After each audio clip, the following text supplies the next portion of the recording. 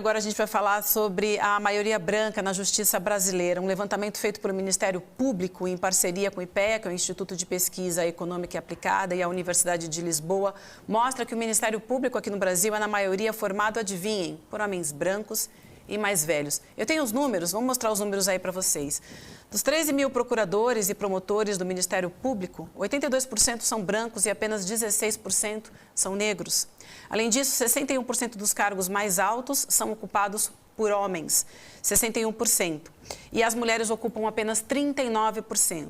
Os procuradores e promotores são mais velhos, 48% têm mais de 50 anos e 16,2% mais de 60 anos. A gente tem mais um gráfico aqui, vou colocar rapidamente. Não, é esse gráfico, exatamente. Então, aí a gente tem também procuradores por raça, né? A gente tem 82% branco, 16% negros. Os cargos mais altos, homem ocupa então 61% e as mulheres 39%.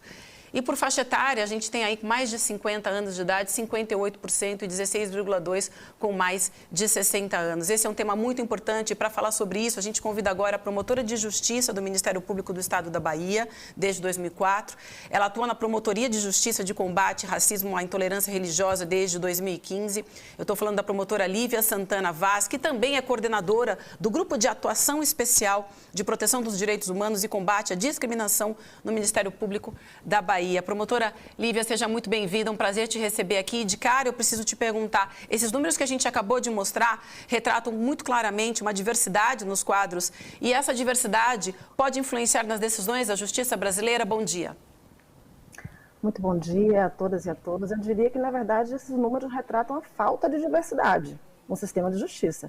Nós temos um sistema de justiça de perfil branco e masculino, né? Então, o Ministério Público hoje, com essa pesquisa, dá um passo rumo à democratização da própria instituição. Quando nós falamos em Estado Democrático de Direito, seria natural ou deveria ser obrigatório, né, coerente com esse Estado Democrático de Direito, que a diversidade étnico-racial da população brasileira estivesse refletida nas instituições públicas e privadas. Isso não acontece no Brasil e o sistema de justiça não é uma exceção, muito menos o Ministério Público. É interessante, Vivian, que nós temos 15,8% de pessoas negras no Ministério Público, segundo essa pesquisa, quando pessoas negras representam 56% da população brasileira. Então, há uma subrepresentação muito explícita nesse resultado. E quando nós trazemos ainda um olhar interseccional, mulheres negras, elas são apenas 5,4% da instituição. E as mulheres negras são o maior segmento social do Brasil, com 28% de pessoas. Então, é muito importante que a gente pense na democratização das próprias instituições do sistema de justiça, porque isso impacta na forma como nós construímos justiça. Eu costumo dizer que nós temos, com um sistema de justiça tão homogêneo, né, tão monocromático, inclusive, visões unilaterais do que seja justiça, liberdade, igualdade. Então, essa diversidade ela precisa estar refletida nas instituições. A gente tem um caso que a gente queria relembrar aqui para a nossa audiência e comentar contigo também. A gente vai relembrar uma sessão em Campo Grande. Vocês lembram que a gente falou disso aqui no programa? Foi Mato Grosso do Sul, em que o juiz Carlos Alberto Garcetti pediu a retirada do advogado Willer Almeida da audiência após o advogado oferecer um copo de água para uma das testemunhas e ele fez isso de uma maneira humilhante. Vamos dar uma olhada nesse vídeo e depois a gente vai repercutir por aqui. Com a Estela no colo. Tira a água, porque eu não autorizei. A água para eles é quando eu autorizo com um copo d'água. O senhor não está aqui para servir água para as pessoas, o senhor está aqui como advogado. Tá? O copo de convite não é autorizado. Tá? A função não é, o senhor não é servir água aqui. Agora, não servir eles, que eu concordo com o senhor. Tá. Agora, servir, o senhor deixa para o pessoal daqui, tá? O senhor faz seu trabalho de advogado aí, tá? Eu faço o serviço que eu quiser. Não, o senhor não faz o serviço que o senhor quiser. Se o senhor não quiser que eu não sirva ela, que inclusive está num momento delicado, está quase chorando, por isso que eu ofereci água para ela, tudo bem. Sim, o senhor tem que requerer para mim. O senhor tem que requerer para mim, tá? O que eu vou fazer, se eu vou fazer trabalho de advogado, se eu vou fazer trabalho de serviçal, ou se eu vou limpar o chão da rua, não suspeito. Não, o senhor... O que esse caso mostra sobre o nosso sistema, na tua opinião? Esse caso mostra que a gente tem um sistema, uma sociedade que é racialmente hierarquizada, né? Nós naturalizamos a subalternização de pessoas negras na nossa sociedade. Nós estamos falando de um Brasil que, mesmo 135 anos após a dita abolição da escravidão, tem o fator raça, o elemento racial, como determinante de desigualdades, né? Se nós formos analisar as nossas vidas, esse fator determina essas vidas do nascimento até a morte. Se falarmos em mortalidade infantil, as crianças negras são aquelas que mais morrem, né? Mortalidade materna, violência obstétrica, violência doméstica e familiar, feminicídios. As mulheres negras são as maiores vítimas. E é fundamental pensar o que acontece com a Lei Maria da Penha. Eu sempre pergunto isso. Uma lei supostamente universal, e a gente tem que revisar também essa ideia de sujeito universal, que sujeito é esse, porque a Lei Maria da Penha não consegue proteger mulheres negras do mesmo modo que protege mulheres brancas, ainda que a proteção de mulheres brancas também esteja aquém da necessidade, né? O que nós vemos com os atlas da violência é que a cada período de 10 anos há o aumento dos feminicídios de mulheres negras e a redução dos feminicídios de mulheres brancas. Se nós formos falar em violência policial letal, encarceramento em massa, em erros no reconhecimento de pessoas no processo penal, que gera condenações, inclusive, são jovens negros os afetados. E se formos falar em expectativa de vida, em todos os estados da Federação Brasileira, pessoas negras vivem menos que pessoas brancas, segundo o PNAD. Então, de fato, é um elemento determinante. Nós não podemos falar em efetiva democracia nesse país quando 56% da população, que são as pessoas negras, não estão incluídas, não estão representadas em espaços de poder e decisão. E isso naturaliza ausências. Eu digo que um dos efeitos mais perversos do racismo é justamente naturalizar ausências, né? E isso acontece no sistema de justiça também. A gente vê nessa cena como se naturaliza esse tipo de postura diante de um homem negro, porque não é natural que um homem negro, uma mulher negra, sobretudo mulheres negras, estejam ocupando esses espaços. Promotora, diga. Até que a gente tem a continuação do vídeo. O Edu ia propor da gente colocar a continuação do vídeo, porque o advogado foi expulso, vocês lembram disso, e a gente faz essa rodada. Vamos colocar? Vamos. Então vamos lá, só colocar a continuação, vocês vão ver. Doutor, não, vamos cumprir aqui não, estou aqui advogando. Ele acha que pode fazer o que o cliente quiser. Retira daqui agora. Então retira. Retira daqui agora. Mas vocês estão vendo? Isso é para aprender a respeitar a ordem judicial. Vai perder o respeito, eu estou aqui advogando. Retira daqui. O senhor veio aqui para ficar me contestando? Não, estou bem, doutor. O senhor veio aqui para ficar me contestando? Eu sou advogado. Pode deixar os acusados sem ir. Eu vou suspender a audiência. Tá? Isso é para se aprender que aqui existe juiz. Tá? Quem decide aqui, as coisas são juiz. O advogado faz o papel de advogado, o Ministério Público faz o papel do Ministério Público. Tá? E o juiz conduz a audiência e decide aqui. Edu. Isso é para você aprender a se colocar no seu lugar. Foi o que ele falou. O que ele falou foi isso. Isso é para você aprender quem eu sou e quem você é. Isso é para... E a gente não está falando de juiz e advogado. A gente está falando de algo muito além disso, né?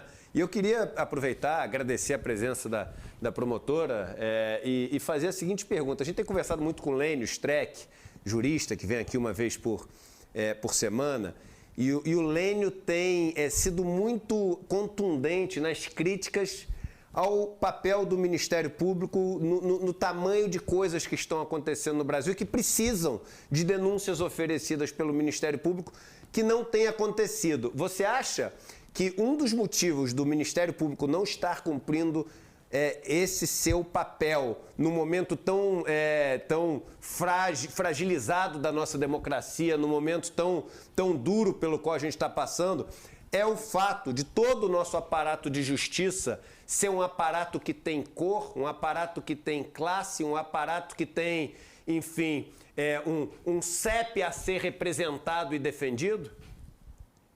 Com certeza, é parte disso, Eduardo, porque, veja só, quando eu digo em visões unilaterais sobre o que seja justiça, é também sobre isso. Eu costumo dizer que nós, do sistema de justiça, do Ministério Público, promotores e promotoras, procuradores e procuradoras, nós somos servidores públicos. E essas pessoas que estão no sistema de justiça não conhecem esse público. Como promover justiça, como servir a um público que você não conhece, que você não escuta. Então, é muito complicado. Nós precisamos fazer com que as instituições retornem para a Constituição. O Ministério Público Democrático é um Ministério Público que precisa promover o Estado Democrático de Direito, né? Assumir as suas funções de fiscal da justiça, e não só da lei nua e crua, mas da justiça, de uma justiça constitucional. As funções todas do sistema de justiça, que são essenciais o funcionamento do Estado Democrático de Direito, o Poder Judiciário, a Advocacia Pública, o Ministério Público, a Defensoria Pública, precisam de fato funcionar para as pessoas. Essas instituições não têm a cara do povo, né? Não escutam o povo e, portanto, não conseguem promover direitos para garantir igualdade de oportunidades para as pessoas, né? Então, nós temos uma democracia no Brasil que é para poucos, na verdade. Eu digo que do alto dos gabinetes, essas pessoas não conseguem enxergar para quem elas precisam promover direitos e que nós precisamos, na verdade, de uma outra concepção de justiça, né? Inclusive em termos imagéticos e simbólicos. Nós temos um símbolo da justiça no Brasil, inclusive à porta do STF, que é uma mulher branca com os olhos vendados e uma espada no colo, né? Uma referência a Têmis, a deusa da justiça mitológica grega. E eu me pergunto o que é que a nossa história tem a ver com a mitologia grega. Nós precisamos de uma justiça de olhos abertos, muito abertos e muito atentos, para enxergar as diferenças e de que forma essas diferenças causam desigualdades na prática, né? Nós precisamos realmente de uma outra concepção de justiça. E para essa concepção de justiça ser construída, ela precisa ser construída coletivamente. Os grupos vulnerabilizados precisam estar representados, fazendo justiça, interpretando e aplicando a Constituição em conjunto com esses grupos que estão de forma hegemônica historicamente no Brasil. Isso tem a ver com os critérios de seleção também. Por que nós selecionamos, vou deixar essa pergunta para reflexão, por que nós selecionamos sempre as mesmas pessoas para estarem nesses lugares, para ocuparem esses espaços de poder? São homens brancos. Por que são sempre essas pessoas selecionadas? E aí nós queremos falar em meritocracia. Como é que é a desculpa, promotora? O pessoal assim, não tem. Eu falei sobre isso no programa ontem. Não tem que. Vocês ficam falando desse negócio LGBTQIA, negro, de mulher. Na verdade é o seguinte. Tem que ser o melhor e não olhar para isso. Esse assim, a maior besteira do mundo quando alguém fala isso, porque, irmã, num país de 210 milhões de pessoas, olha só a promotora que está conversando com a gente. Deixa alguma coisa a dever a qualquer ministro do STF que a gente tem. André Nicoliti, que vem aqui sempre também, um juiz incrível. Por que não tem esses espaços? Não é questão de qual é o melhor que tem que estar lá. Gente boa, tem gente muito boa que pode representar ali a experiência, a dor da pele, a vida, as pegadas de quem é LGBTQIA+, do povo negro, do povo nordestino, do povo periférico. Tem gente boa em todos os lugares. Não é essa a questão, não é a tal meritocracia. Isso é uma cortina de fumaça para proibir que as pessoas que são massacradas nesse país sejam representadas de verdade. Mas é o discurso da moda, né, promotora? Esse de não tem que ser o melhor. Eu acho tão interessante, Eduardo, porque veja, se 135 anos após a tal da Lei Áurea, pessoas negras seguem na base da sociedade e homens brancos seguem no topo, isso quer dizer o quê? Nas pessoas que pregam essa meritocracia vazia. Que as pessoas que estão no topo merecem o seu sucesso. E as pessoas que estão na base merecem o seu fracasso. Sem contextualizar. Você trouxe dados aqui, num programa que eu assisti, da Organização para a Cooperação e Desenvolvimento Econômico, que vai dizer que nós precisamos de 9 gerações no Brasil para que pessoas que fazem parte dos 10% mais pobres da população atinjam a renda média, onde nós estávamos há 9 gerações, em pleno regime escravocrata, de onde as pessoas negras tiram impulso para ascender socialmente, não tiram. Então, uma sociedade que não tem mobilidade social não é uma sociedade meritocrática justa. Nós precisamos contextualizar o mérito. E é muito engraçado quando eu ouço dizer, mas raça e gênero não importa, tem que ser uma pessoa competente. Não há mulheres negras competentes no Brasil? Porque quando nós vamos em galerias de fotografias de presidências, de ordem dos advogados do Brasil e de tribunais de justiça, né? Tribunais de um modo geral no Brasil, são galerias de fotos de homens brancos. Somente homens brancos merecem? É isso? Então, é preciso, de fato, contextualizar o mérito, entender que, no fim das contas, numa análise crítica, o grupo mais identitário do Brasil são homens brancos. Boa. Que estão sempre se mantendo no poder e se beneficiando e colhendo os privilégios fruto da opressão de outros grupos. Então, de fato, falar em democracia é falar em reconhecimento desse privilégio da branquitude, que é um privilégio, um pacto de iguais, como a Aparecida Bento diz, né? Maria Aparecida Bento fala no pacto da branquitude como um pacto entre iguais, que é um pacto que vai manter privilégios. É preciso quebrar com esse pacto. E nós precisamos de todas as pessoas para quebrar esse pacto. Porque pessoas negras não estão ocupando esses espaços de poder para conseguir romper com esse pacto, que é um pacto também de silêncio e de silenciamento sobre o racismo. Lívia, antes da gente terminar essa entrevista, é importante, é um prazer a gente receber você aqui no ICL, uma voz importante para falar sobre esse racismo estrutural especial no judiciário. E a Vivian trouxe números para a gente falando sobre como é que ele se espalha em todo o judiciário, mas obviamente ele tem impacto nas mais altas cortes do Brasil, né? Dos 88 ministros das 5 principais cortes do Brasil, das 5 supremas cortes do Brasil, a gente tem só um homem negro, nenhuma mulher negra como ministro titular nessas cortes. Você é uma das... Quem é o Benedito? O Benedito que, por Gonçalves. acaso, foi o cara que relator do que puniu o Bolsonaro, né? Coincidências da vida. O único dos 88 ministros dessas 5 principais cortes. A gente vai ter mais uma troca agora, a gente teve a escolha do Cristiano Zanin para ministro do STF e o presidente Lula vai ter mais uma escolha. Há um debate muito grande sobre esse nome, ser o nome de uma mulher negra.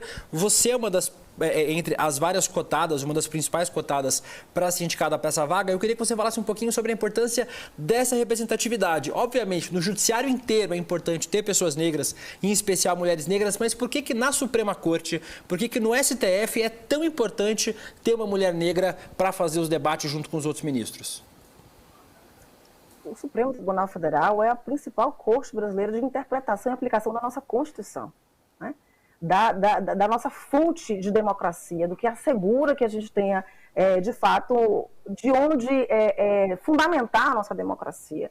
Então, é importantíssimo que nós tenhamos diversidade nesse lugar, mas não é uma pauta identitária. Me incomoda muito essa discussão sobre identitário, não. É a necessidade de termos outras perspectivas de vida, vivências diversas no mesmo espaço. Porque nós temos ali intérpretes quase que exclusivamente brancos e masculinos.